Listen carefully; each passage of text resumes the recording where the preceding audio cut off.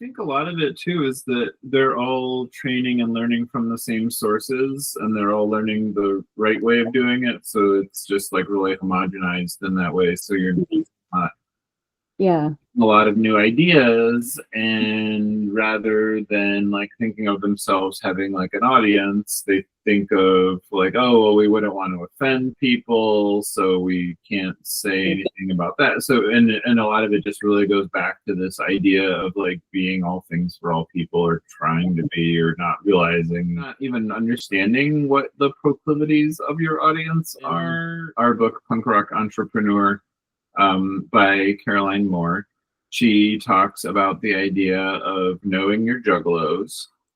And when I taught at Portland State, I taught Know Your Juggalos as like one of our lessons, as like the notion where you're like, you are not for everybody. Everybody is not going to love you. Some people are going to really not love you. And so you are not concerned about those people. Yeah, for sure. I think like as we age, because I don't know, I feel like I've only felt that feeling probably for the last 5 years or something. But like it was like mind blowing. Oh yeah, not everybody's gonna love me.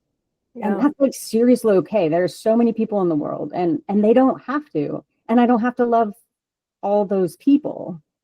And that's like okay. And once you're in that position, it's kind of like, okay, like I don't know. I think it makes you a better person to have that viewpoint. I feel like one of the things that has served me best in my professional life, and I say this with great hesitation, is having spent so much time in blog comments and on Twitter in the like early aughts or late aughts, early 2010s, because like that was a environment where you got instant feedback on anything you did or said, positive, negative, neutral, off the wall, conversational, all of that. And it's like, if you're going to keep doing that, you kind of need to like develop just this like amazing filter where like you don't take things personally, you maintain the message and tone you want to maintain, you like build relationships, you'll be choosy, you be I don't know, yeah, like I think that is something a skill that I still draw on.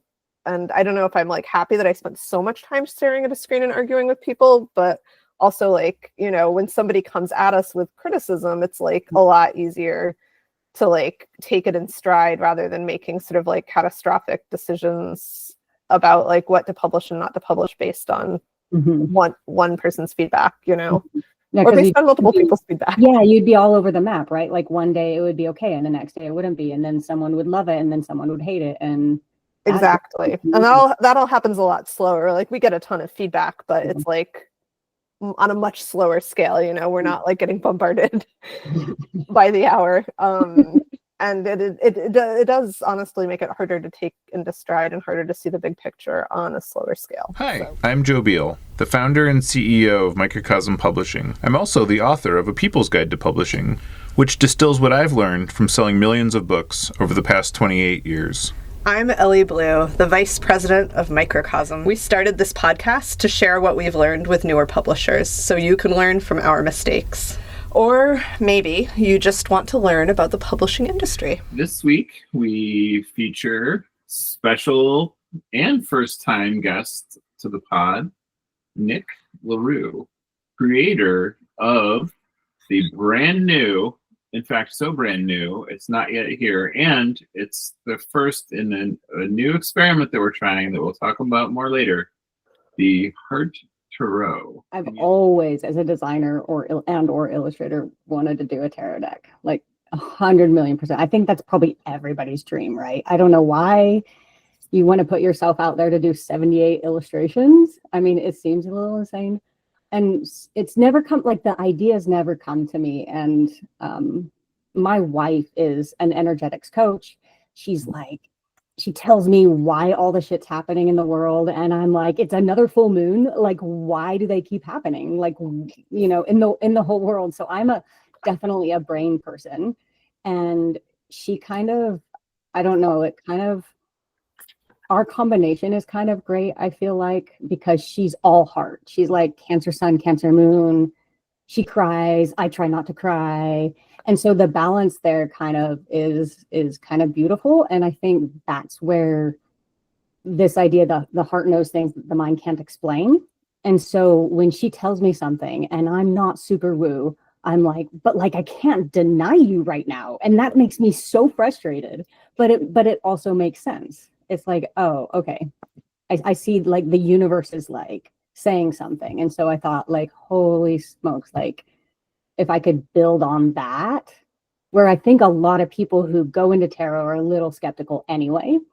And then they see stuff and they're like, whoa, it's not like dark and witchy, and it's like the good witch, right? Kind of stuff. And that's what I like love about this deck. It's like humanness and like how you interpret that, and trying to like slow down our brains for a second and just be like, dude, this is like what's happening. Yeah. I love that. I have to confess, the first time I saw this deck, I was like, we're going to need a lot of text to explain this. And you might get a lot of text. And like maybe either to or against the case of astrology. I'm also a double Cancer, but I'm like the opposite of how you describe your wife. Where I'm like, we're gonna all brain, only brain. About that. There's probably some other factors going on there. I'll let her talk to you because she could tell you why. Let her know that I will. But like I remember like kind of getting into it, and as I got into it more, I was like, okay, I get it more. I was like getting it more in increments, and then I came up with what I thought was a very rudimentary description, and I showed it to a bunch of people, and I was like, do you understand this deck? Or no, I think what I said was, this deck is really hard to understand. Does this description help you? And they were all like, no, the deck is not hard to understand, and that description is perfect. Wow. That is amazing. You were like, I was in my brain the whole time when I wrote this. I mean, what's that comic with the heart and the brain talking to each other? Yeah. I feel like that's exactly what's going on. That's hilarious. That's really funny, actually. You did not confess that to me early on. I mean, I'm hearing the art is beautiful, and that is undeniable. That's my favorite part, of course. But then the meaning, it's like reading a poem instead of reading a how-to book, which is yeah. Definitely a lot of tarot decks are, at least mainstream tarot decks, seem very obvious, and you can you see that it's like a cup or a pentacle or a whatever, and yeah, I see what you mean. That's awesome. Anyway, my question, I do have a question, which is unrelated to all the things I just said. Cool. Which is when you created this sort of like 78 card system, like a tarot deck is a system, and yours is not like, you didn't choose subject matter, which kind of conforms to those sort of wider Rider-Waite-Smith system. You created your own system. Can you tell us about that? I don't know if it's like necessarily a system exactly. I just wanted to interpret every card with not like a necessarily anatomically correct, because most of these cards, if a doctor was to look at them, he'd be like, whoa, dude, or he would be like, whoa, dude. But make every single one absolutely different from the next in the interpretation of the tarot card itself. I'm probably not even answering your question. This is how I answer questions. I don't answer them. And then I ask the creator what the question was again. Like, how did you choose what to put on each card? Like, how did you choose what to put on the Four of Swords? Well, I would just like kind of just go deep into like every tarot book my wife has. And like even online, I would look, because I don't know tarot. Like, I don't know tarot by heart. I also have a friend who's a psychic, a pet psychic, and she and I think maybe like 5 or 6 years ago, like met for dinner. I was like, tell me everything about tarot. And I left completely confused. But that was like my intro to being like, dude, I really want to do a deck. I have no idea what's going on in this like wild world of tarot. So I think it started there. And then, yeah, so when I went to do this deck, I just had to I had to make it make sense in my mind, because I am a brain person. I definitely am a brain person. I try to think about that and think I'm a heart person, but then I compare myself to my wife and I'm like, no, I guess I'm just kidding. No, I'm totally not. So yeah, a lot of research and a lot of like trying to like understand like what other people might see in it. And also to make it beautiful. I mean, I wanted it to be super, super fucking cool. Making something fucking cool is a good goal. I just want to say that in general. Right.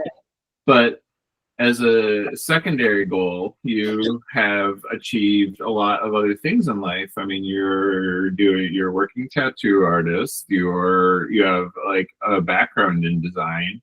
Yeah. So how did that happen, and what are your proudest accomplishments? Oh, I don't know. I mean, I went to school for design. And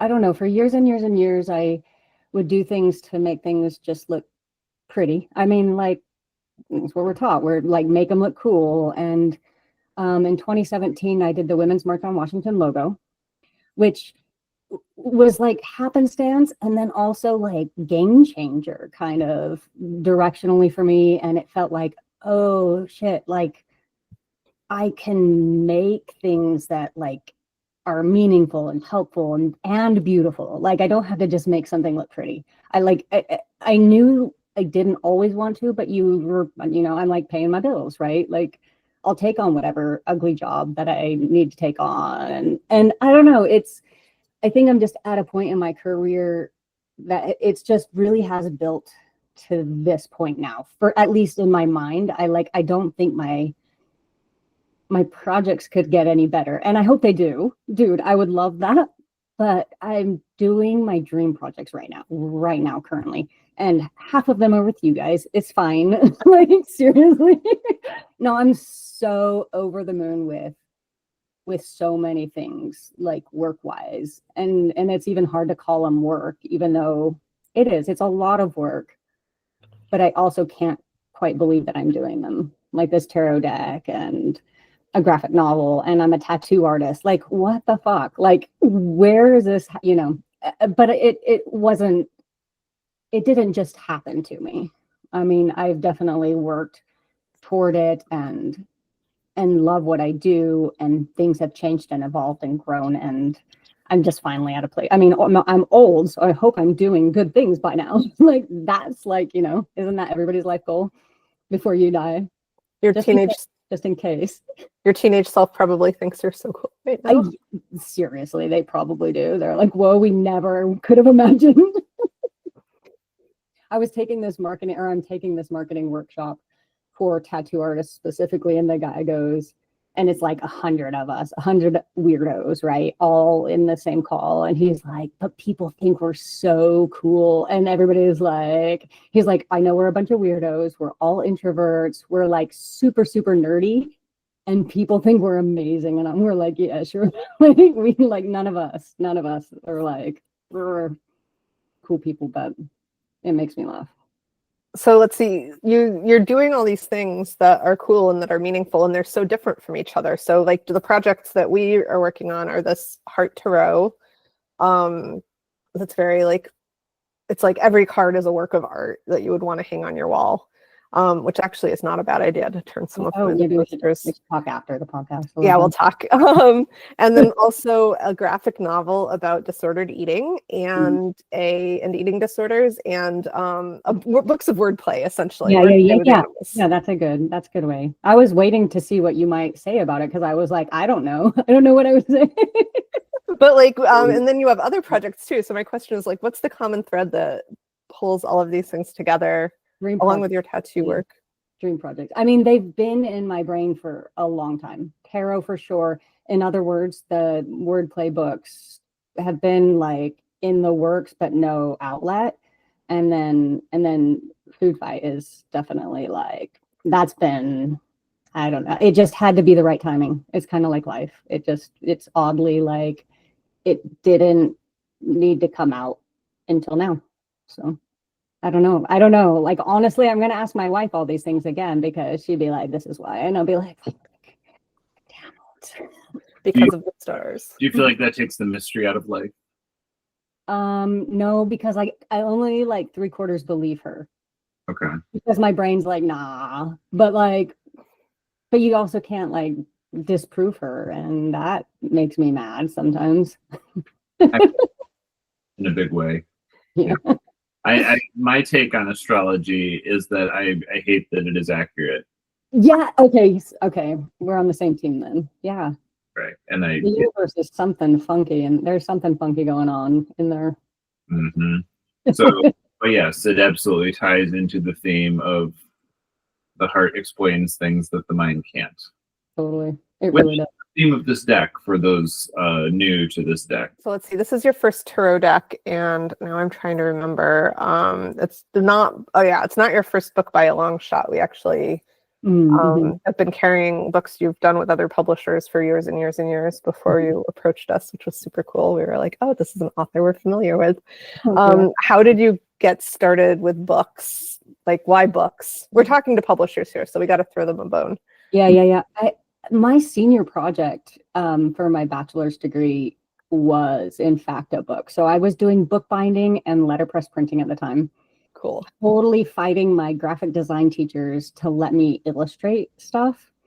So my senior project was a book project. Someone else wrote the book based on like paradigm shifts.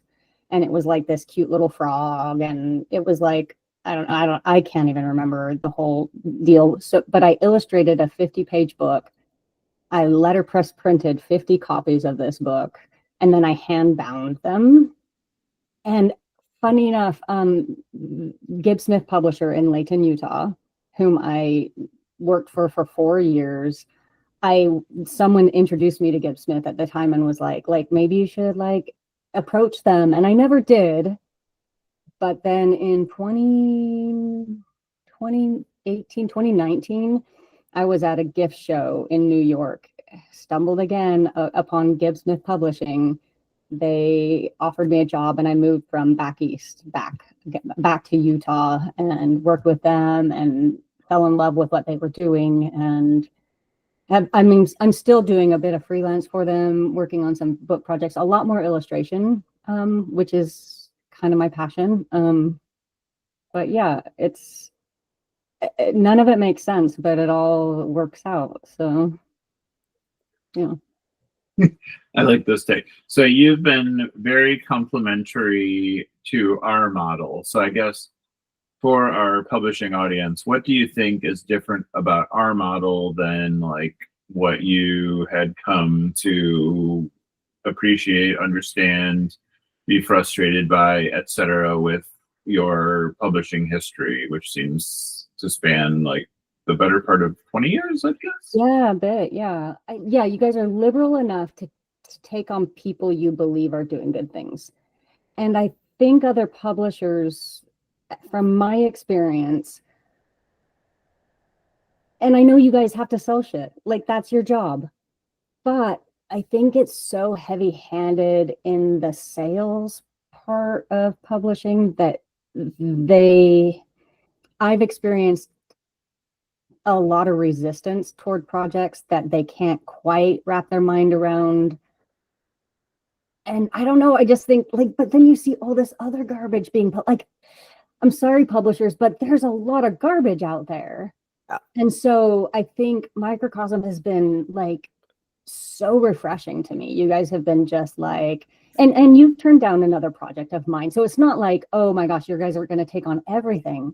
But I love that you believe in the ability of so many things, and being liberal is not a bad thing in publishing.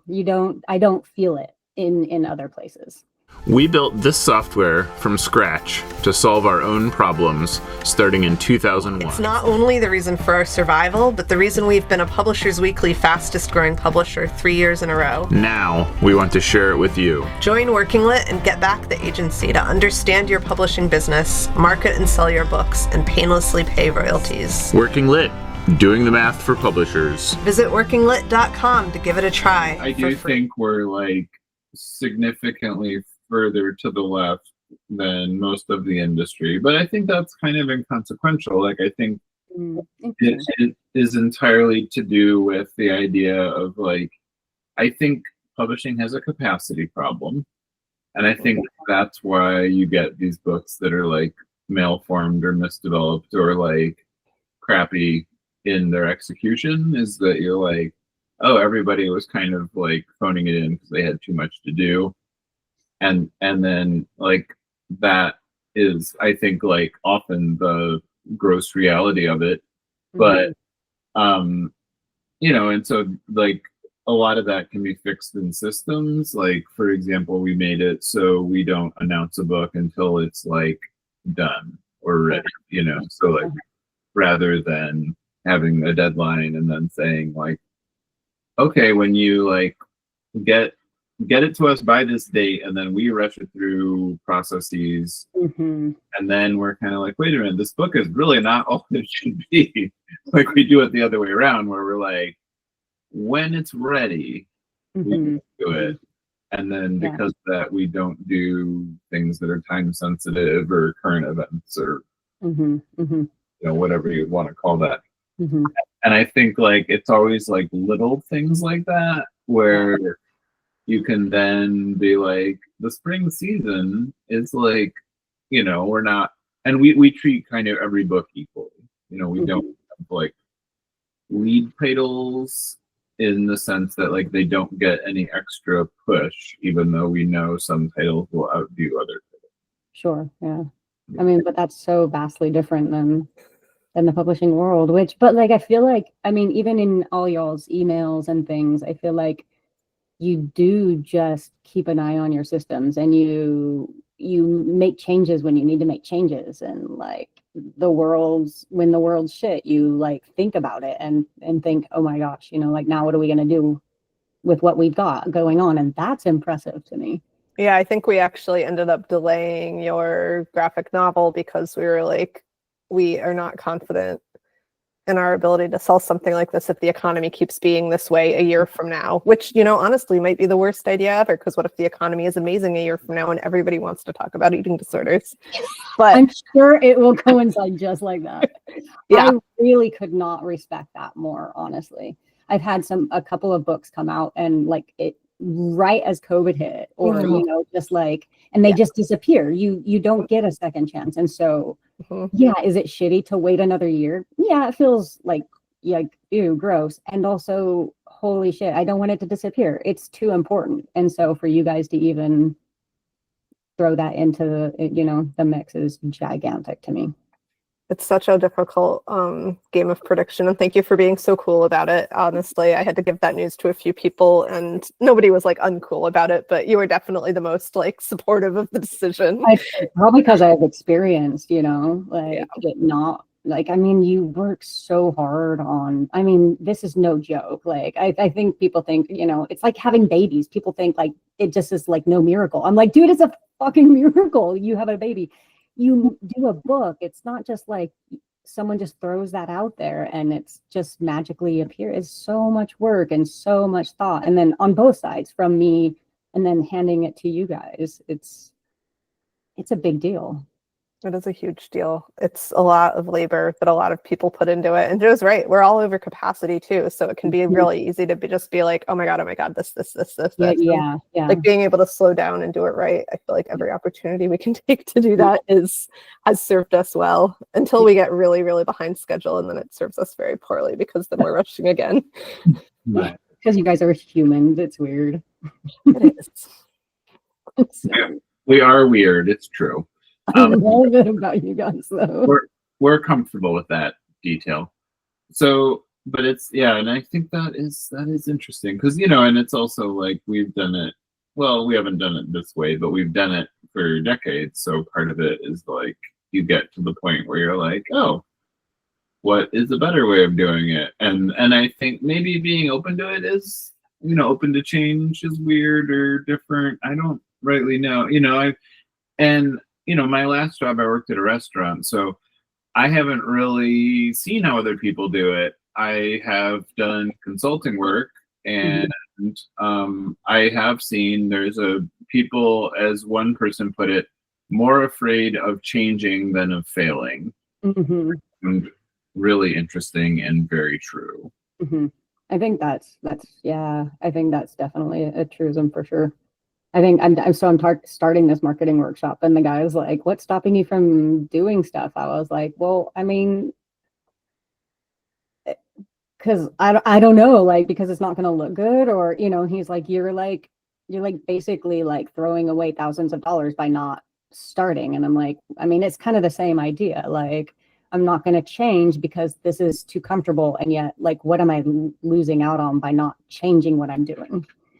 Mhm. Did that even fit? Like, with, I felt like it really fit with what Joe was saying. I think it did. I really think it did. It's like Thank you. you're anytime you make a change, you take a risk. And I feel like the more overwhelmed we are and the more difficult the outside world is, the harder it is to take risk. I might as well stay comfortable because we know comfortable, and everything Yeah. else is a little like, maybe it's going to be too much work, or maybe it's going to be scarier, or Yeah, and I think that speaks a lot to what you were saying earlier about sort of our political leanings, which is, I do think that it is very tempting, especially when times are tough, for publishers to not want to take risks by putting out something political, whereas we've kind of always found the opposite to be the most effective for us, to be like, let's put out the thing that like the most makes a statement at this time, and that like says our values the most clearly, rather than like not say something because we're afraid that it's going to piss people off, or like we want to piss people off,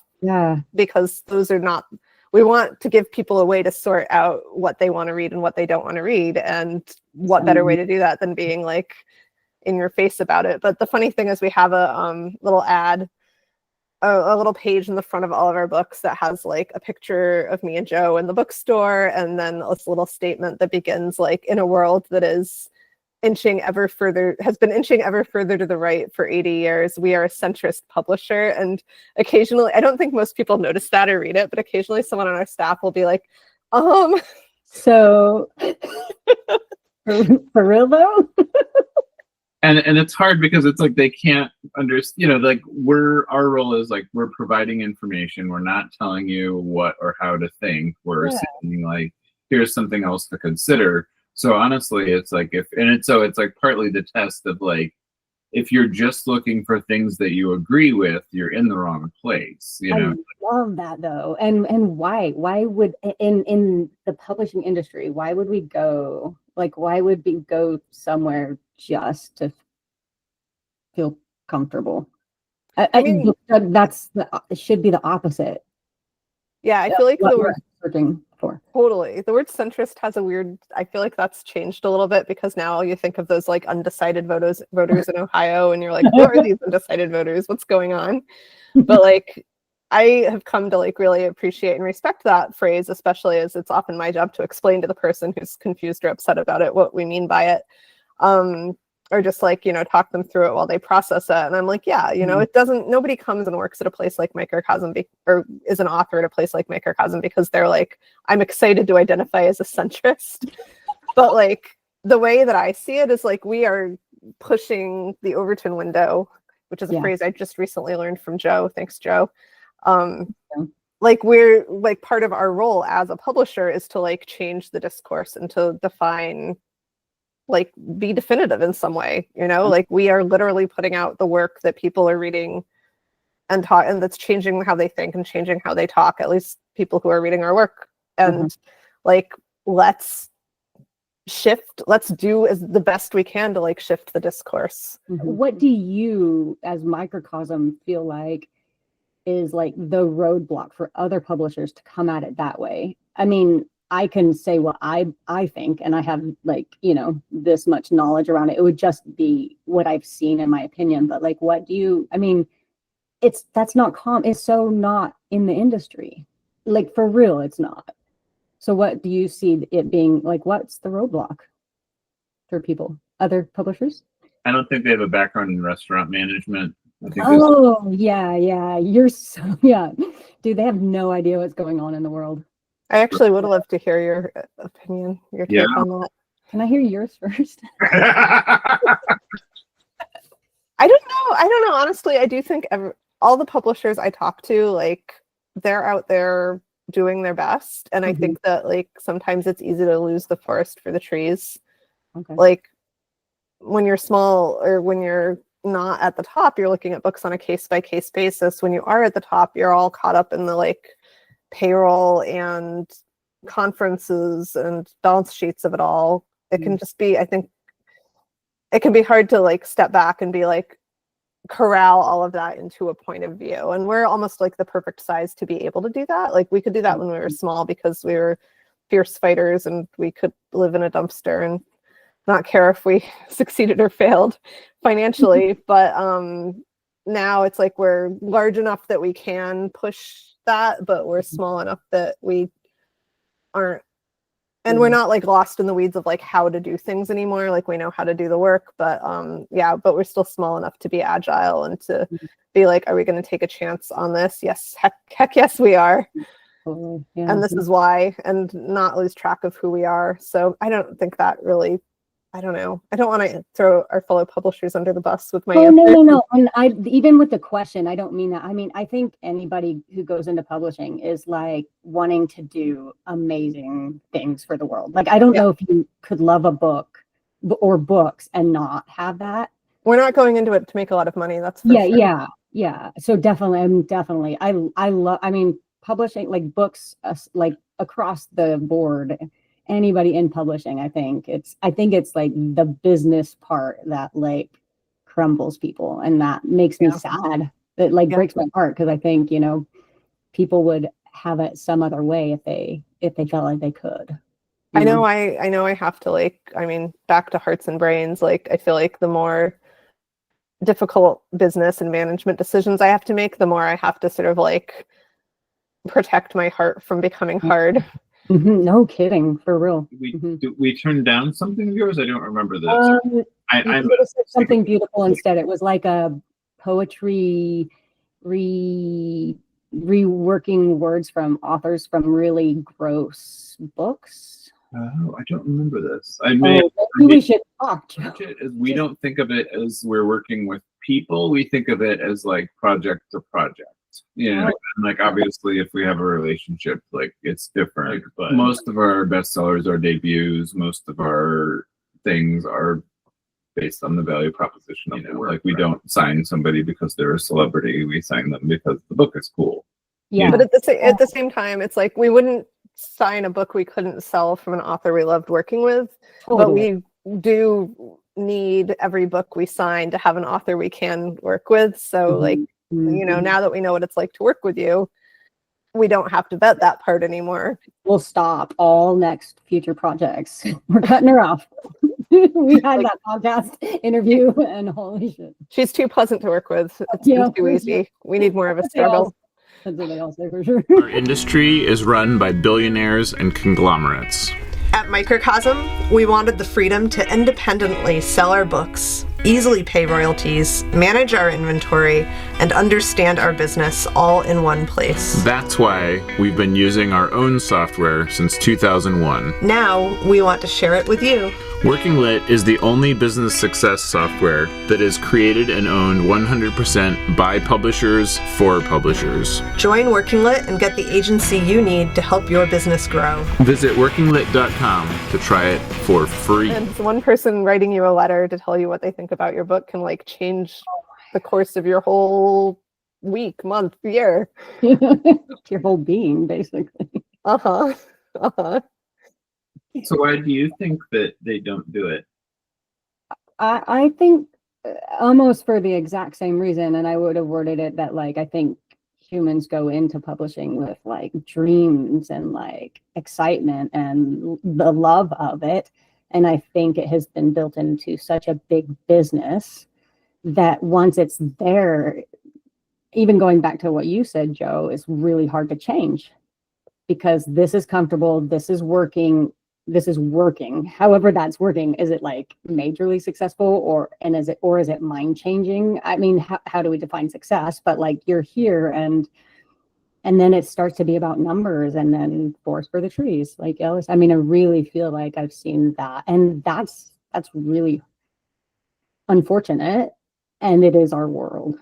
So it's kind of like, okay, what do you do? You know, and they're all trying to pay their bills too. I don't know. It's such a wicked cycle, and yet you all are doing it. So that's the kink in the cycle. You all are the kink in the cycle. Oh, you could put that at the beginning of this episode.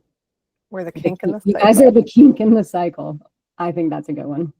If I can throw my hat in the ring for voting. That's actually our company motto. It's gonna be now. It's your tagline. It's your new In the tagline. cycle. I'm writing it down. I mean, our real secret weapon is Joe, so maybe Joe is the best person to answer the question. How we became the kink in the cycle? That's a good question. Yeah, I don't know. I mean, I think it was just not having no idea what I was doing. Honestly, was the bigger. I mean, which is really honestly the best tutor whenever you're lost, is that if you think you know what you're doing, you will always gravitate towards like the tried and true path. And if you don't think you know what you're doing, you'll be like, well, I really don't know what I'm doing. So I have to like figure out what I'm doing and make sure that I'm taking an informed approach. Whereas, and it doesn't necessarily lead one to be cautious, but it does lead one to, have a different kind of self-awareness and would be, and to like think it through more. And, and I just think anytime somebody employs critical thinking to their approach rather than muscle memory, they're going to be a better publisher or a better artist or whatever, Totally makes sense. Yeah. I love that actually. Yeah. Thanks. You're welcome. I think your ideas are wonderful as well. Oh, thank you, Joe. Oh my gosh. I want to be in a room with you two one day just for fun. I just want to feel like what it feels like. There would be tacos involved. It's very sarcastic. Yeah, that's fine. You guys are my people. Lots of and I didn't mean that to sound sarcastic as it probably did. No, you could not. You could not. But lots of time, I mean, Elly and I are just kind of like building a punerific type humor most of the time upon like one joke upon the next. I can imagine. And we're cutting into each other a bit in a playful way, which not everybody can endure. Oh, I love good sarcasm. If you feel safe, sarcasm is amazing. Like, I love that. Yeah. But you do have to feel safe. Like, it's not like I will never attack you with my sarcasm, even if it seems like I am. But I wouldn't. Otherwise, like, I wouldn't love you or whatever, Right. That's a great insight about humor. Yeah. Totally. Humor works best in an environment where everybody already feels safe. Yeah, you wouldn't come close in the first place if it didn't feel safe. Yeah. Which, like, maybe honestly, I don't know. Like, we do have a very like funny staff and funny atmosphere. So maybe that's actually the answer to your question, is that like our staff are cracking jokes all day long, and that is sometimes where some of our best and most absolutely off the wall ideas come from. Like, there have been a few seasons where we are all just like cracking ourselves up in the office all day over these and making these books more and more and more ridiculous, and then those books tend to sell very well. I can totally believe it. It's like y'all are having like a slumber party at Microcosm, and that's where the best ideas come. Middle of the night at a slumber party. Before the pandemic, when it was like 12 people in one tiny office, there was a lot of generative mayhem there. Generative mayhem, yes. And it is interesting too, because a lot of times when somebody comes in now, they tend to think they have to have serious voice, and so you have to really walk them back to being like, how does a person talk though? And like, what does our voice sound like, and who is listening, and what do they care about? Do they want you to sound really stern or no? So you break them down. You just like break them down. You just wear them down. Right? We just laugh at all of their jokes until they realize that this is rewarded behavior. And honestly, most of the time you have to be like, the joke you made to your coworkers is the joke that you should make to the public. Totally, yeah. Totally. And they're like, really? I'm not going to get fired because I would get fired at most jobs for doing that. And we have to be like, in fact, you will be promoted. They're like, oh shit. There was an amazing moment. I think there was a few amazing moments in our newsletter, if you follow that, where there was one where there was not a subject, and then there was one with a fairly egregious typo as the subject. I did not notice. And then Both of them were followed up very cleverly with like humanity, and then those were almost the most responded to posts that like we've ever done. Shout out to Abby with the classic placeholder newsletter. Placeholder, that was the It was the day after the inauguration this year, January 21st, and everybody was like, we got so many responses that were like, we feel the same way. It was the most relatable moment. That is so good. and we ran the coupon placeholder, which was a very widely used coupon. Yeah. You guys are the best. That's amazing. But that was also a moment when, like, you know, if all of our books were like serious, professional, boring books, not boring, but like books that didn't offend anyone, like we would have struggled. Whereas like you people had to write an entire letter of apology or something. I know, like, sorry for not giving you what you need, but people were flocking to our site that week for like books about abortion access, books about like direct action, books about how to build a biplane. That's wild. I mean, I don't know if anyone's out there actually building a biplane in their backyard, but if you are and you're listening to this, I'm please sure let us they know. are. Please let us know. Maybe we will. I'll tell you how it turns out. We're out of here.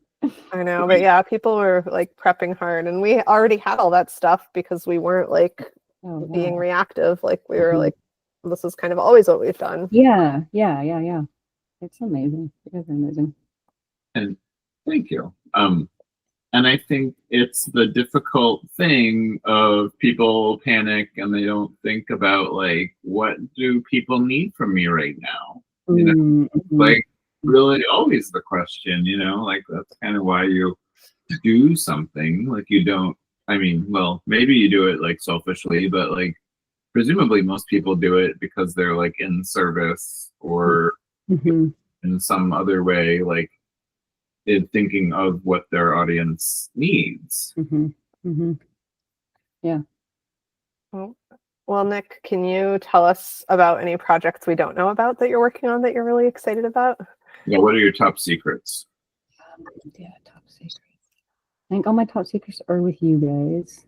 Okay. Okay, we'll keep those quiet. We already know about those. I think we might have already blabbed about them. Oh, Elly! The secret's out. If you've been listening to this and hearing bleeps throughout, it's not because anyone's swearing. It's because I was telling all of Nick's secrets. We left all the swearing in. It's like blackout poetry. Yeah, it totally is.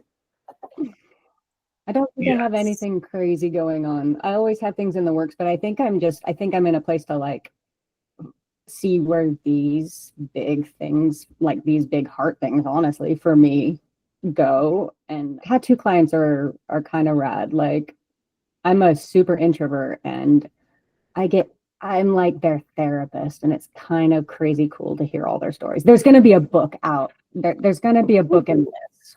I like that. Something about tattoo artists that people tell you all the things. So, which is cool. When I first got into zines, my favorite ones were always the ones where people talked about their job, and they were like, "This is what happened in my job doing pizza delivery."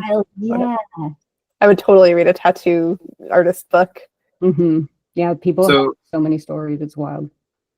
My experience of being tattooed is often that the tattoo artist like tells me way too much about their personal life. Like I can see, but I'm like the world's mom, so like everybody tells me too much about their life. But like so many people were like, "Here, I'm about to get divorced. I haven't told my husband yet, but like here's all that's going on with that," and I'm just like, I don't know you.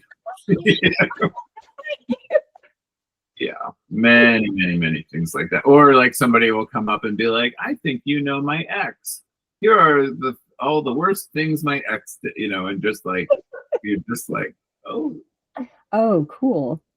I didn't know you were the world's mom, Joe. I am. It's see you in a different light suddenly.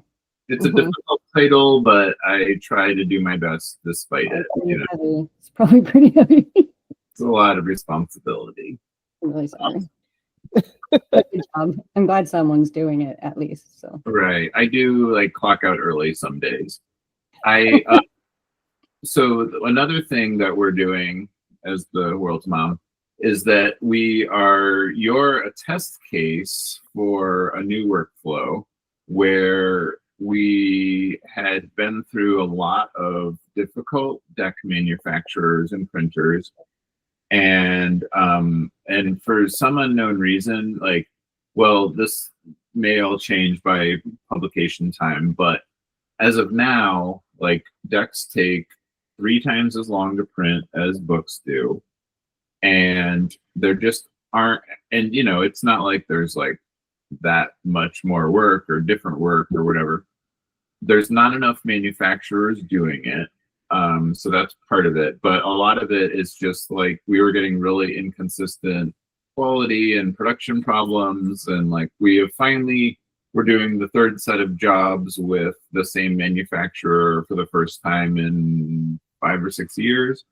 Okay. And so, and spoiler alert, the dummies on your deck look fantastic. No issues, no worries. But because this was so built up to, we were like, okay, so we should probably work it backwards and figure out, maybe we'll just do the decks and then announce them. Yeah, and then be like, and then this deck that is printed now comes out next spring. Yeah. But the other thing that is, and I think this is again to your point about us, something else that we were like, wait, does the publication schedule make sense in the case of decks? Because you don't really sell a lot of decks ahead of press time. Like you sell them all in the first year, whereas like with a book, you sell, 1/3 of them before it comes out usually, and with a bigger publisher, maybe half, Mm-hmm. And whereas with these, we were like, well, the pre-order is 16, so like it doesn't really matter if we get those 16 orders beforehand or not. Like solidify that. No, geez, the 16. And then so what happens is like, with a book, you show it to the stores and you show it to Ingram and you show it to Baker and Taylor, and then you get all these orders, and then you know how much to print. But with a deck, they don't even buy a carton of each, so you're sending them often like single or double digits, and then they're reordering. So it doesn't actually matter, so then that was kind of what brought us back to this, where we're like, does it actually matter to do it correctly, or does it make more sense to just be like, hey guys, we made a new thing, anybody want any? And then we can sell it correctly to the trade as they like it, but then be like, oh, by the way, and it's shipping now. Yeah, we are. Funnily enough, we already have it. That's amazing. Okay. We were really fast. We are so amazing. So that's something, and you are, spoiler alert, you are the test case for this. It's fine. But based on the numbers, doing it the other way wasn't working. And I'm thinking I kind of wonder how many decks got canceled because publishers weren't getting like significant pre-sale numbers. And that's sad too. And then but like right now, the funnier thing is like decks are like the hot thing. So then it's like doubly funny because it's like the data wouldn't show that. Oh yeah. I think that's your magic, though, you guys. I really do. I know you can see it, but maybe the world needs to see it. But we won't tell them all the secrets. Don't tell them all the secrets. Our goal with this podcast is kind of to tell them all the secrets. Oh, it is. But, I don't know. You can tell people all the secrets in the world, and they don't necessarily, like, do anything with them. Well, if you're learning a lesson, you have to learn it, like, 62 times until you're like, oh, shit. Yeah, it's not like we learned any of these secrets by listening to other people. We certainly had to learn them the hard way. That's how I We're get. not very good at following directions either. You, Joe. I was very surprised you just said that, but okay. I'll let it sink in for a minute. No, we are and we aren't. It's more just like there's a certain, I think it's like Elly and I both were like the kind of children that would just ask why a lot. and then you become an adult that like knows that you don't need to ask why out loud, but like you ask that in your head until you like find out the answer to it. Oh wait, you don't need to ask why out loud. Well, I guess we all learn I'm, something. I'm learning something new today. Time. Wait a minute. Today's the day. Whew, all right, I'm gonna have to sit on that one. I also have to go on to my next meeting. But I wanted to thank you for coming and gosh, spending the time and having this wonderful conversation with us. Yeah, thanks for laughing and stuff, and even bringing it back around to the tarot. I didn't know if we. I mean, I didn't care if we got background. So Joe's Her- excellent at bringing it back around. For tarot, for things the mind cannot know. Well, I think Yeah. the important thing also that I was going to say at the beginning, but I'll just say it now to end the show, is in the word heart, A-R-T is capitalized and red. So just so you know. I still It is hard. figured out what that means, but it's good. That's why we had to break this down. Thanks for joining us once again. Please send your questions to podcast@microcosmpublishing.com so we can answer them on future episodes. And please give us 5 stars on iTunes and everywhere else that podcasts are reviewed. You can find us on the internet at microcosm.pub, On Twitter at Microcosm, on Facebook at Microcosm Publishing, on Instagram at Microcosm_pub. and here in Portland, Oregon on North Williams Avenue. Thank you so much. Have a wonderful week.